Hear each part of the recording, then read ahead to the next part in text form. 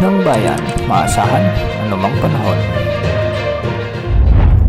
Magandang araw po sa ating lahat. Narito ang update sa lagay ng panahon ngayong araw ng Martes, August 20, 2024. Sa kasalukuyan ay patuloy pa ring umiiral ang southwest monsoon, ngunit sa bahagi na lamang ito ng extreme northern Luzon, particular sa may Batanes at Babuyan Island. Samantala, ang dating bagyong Dindo naman na binabantay ng Pag-asa ay unti-unti nang humihina at kumikilos patungo sa South Korea. Sa mga susunod na oras o araw ay posible na rin itong malusaw bilang low pressure area.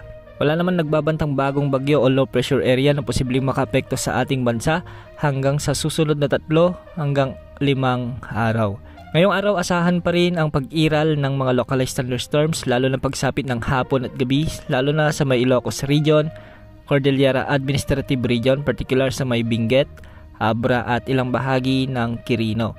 Posible rin naman ang mga localized thunderstorms sa may Central Luzon, lalo na sa Zambales, Nueva Ecija, Bulacan at Pampanga.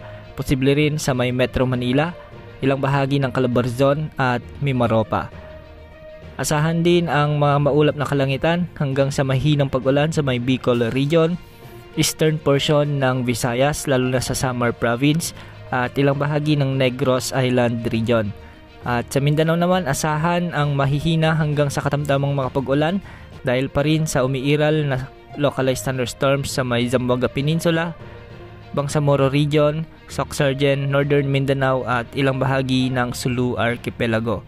Makakaranas din ng maulap na kalangitan na kung minsan ay may mga kalat-kalat na pag-ulan sa may Caraga at Davao Region. Wala namang nakatas na gale warning sa mga karagatang sakop ng ating bansa, kaya malaya ang ating mga kababayang mangingisda na pumalaot sa anumang bahagi ng ating karagatan.